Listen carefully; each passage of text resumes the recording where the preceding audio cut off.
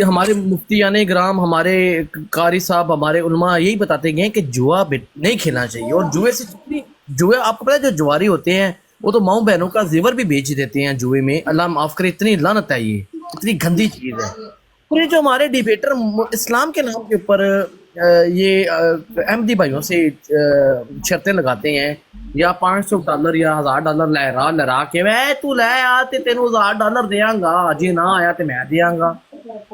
फिर वो एक भाई मना भी करता है, शाबाश छोटो भाई आप म्यूट कर दें, आपका शोर आ रहा है।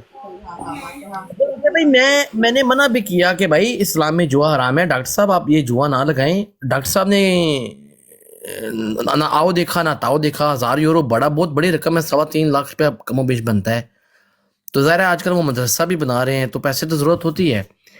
तो शायद उन्होंने वल्लाह वाले में ये सोचा होगा €1000 आएगा तो चलो मदरसे की कहीं टॉयलेट की ईंटें या जो भी उन्होंने सोचा हुआ होगा लगा देंगे। तो अब वो शर्त हार गए हैं, शर्त हार गए हैं। और मैं गवाह हूँ अबू राफे भाई, मेरा अल्लाह गवाह है, ना कोई डिलीट खोर है ना कोई और बात है। मैं वहां पे गवाह था और मेरी गवाही ये देख रहे हैं, जज के डिसीजन से पहले ही मैं समझ गया था मेरा हमारा भाई हार गया, और मैंने मातम करना शुरू कर दिया कि भाई आप पैसे जमा करा दो, हम केस हार गए हैं। यानी मेरा मकसद ये था कि जवाब यही आएगा जज का, तो डॉक्टर साहब आपने जो मुंह काला कराना था वो तो करा दिया है। लेकिन डॉक्टर साहब तो वहाँ पे अपनी कपड़े शपड़े छोड़ के जिस तरह मसाले यहाँ पे बनी हुई हैं भागते हैं, भाग गए। डॉक्टर साहब वापस नहीं आए। अब डॉक्टर साहब ने परसों शर्त हारी। ये झूठ कह रहे पप्पू, उसको उतारा गया था जय भाई को, ये झूठ। मेरे पास थे, फिर आप कर लीजिएगा। नहीं मेरे पास रिकॉर्डिंग है, मेरे पास रिकॉर्डिंग है कि जिया साहब को वहां से तारा गया। आप झूठ बोल रहे हैं भाई, ब्राड गिरी थी और फिर उन्होंने बोला था मैं अभी लगाऊंगा दोबारा वो। नहीं गिरी थी, उन्होंने उतारा के सामने मैं पेश करूंगा। सुनो यार मेरी बात सुनने दो ना शाप। आप तो पप्पू की शर्त क्या लगी थी? देखो परसों वो शर्त हार गए और कल फिर आमिर भाई हमारी मुसलमानों की तरफ से, मतलब टिकटॉक की तरफ से रिप्रेजेंटेटिव बन के गए। डॉक्टर साहब चूंकि शर्त हार गए थे, डॉक्टर साहब ने जो भी सोचा कि मेरे पास €500 नहीं है, मैं किधर से दूंगा, तो अब आमिर भाई को आगे कर दो। डॉक्टर साहब ने आमिर भाई को आगे किया। उन्होंने बकौल उनके एक वीडियो मैसेज भी जारी किया कि मुझसे मेरे बिहाफ में सिर्फ आमिर नसीर साहब डिसीजन ले सकते हैं और कोई नहीं। अब आमिर भाई उनके पास गए, वहाँ पे बजाय कि हमारा मुंह से जो कालक मली हुई थी थोड़ी कम करवाते, वहाँ पे कहते यार हम हार गए हैं जुआ, ये भाई आप €500 लो। हाँ अब तुम 2 जज डिसाइड करते हो, 3 करते हो, रिव्यू लेना है, हमने पिटीशन दोबारा दायर करनी है या किसी और कोर्ट में मामला लेके जाना है या दोबारा शर्त लगानी है नए सिरे से, ये लगाते हैं। चूंकि हमारा अपना भाई पप्पू मलिक हमारे घर से एक वोट दे रहा है, वैसे तुम्हारी एक बहन ने भी वोट दे दिया था उनमें, लेकिन चलो बहन को साइड पे करें। एक वोट आपकी तरफ आ गया है, जज के साथ वाली सीट पे पप्पू मलिक बैठा था, ये गवाह है, होशो आवास में कह रहा है कि हमें देने चाहिए। आप €500 लो, आगे बात करो। हमारा भी सर वकार से बुलंद होता भाई, हमारे भाइयों ने शेयर वाला बात सुनो। हमारे भाई एक जिमा भाई, एक सेकंड, आखिरी बात है, हमारे भाई लेके चलेगी जिमा भाई, सुनो।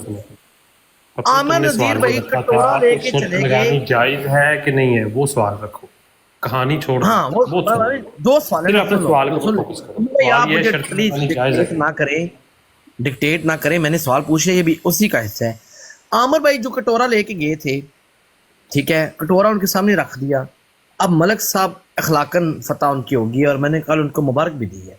अखलाकी तौर पे फतह कल मलिक साहब हो गए और अखलाकी तौर पे आमिर नजीर भाई ने हमारा मुंह कल और काला करा दिया।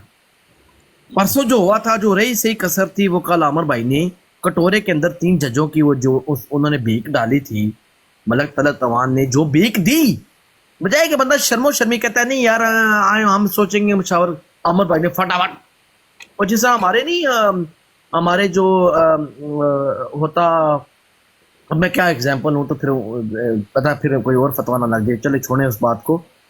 कशको लेके गए, जैसा हम फॉर एग्जांपल कुछ ममालिक जाते हैं, हो गया ना यार, एक बार कितनी बार रिपीट करो। अबू राफे भाई मुझे बताएं, अबू राफे बताएं, 2 दिन हमारा जो मुंह काला हुआ है आमिर नजीर भाई की वजह से और डॉक्टर डेरिंग की वजह से, हम किसको मुंह दिखाएं? कादियानी हमारा मजाक उड़ा रहे हैं, परसों से वो ढोल बजा रहे हैं, हम क्या करें?